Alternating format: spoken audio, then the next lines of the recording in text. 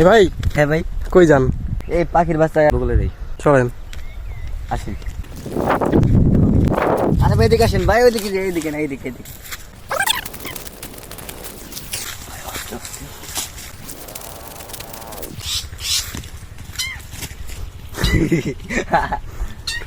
এই আম পাড়া বসছি, কত সুন্দর সুন্দর আম, জ্বর টাইমে নিয়ে যাবো।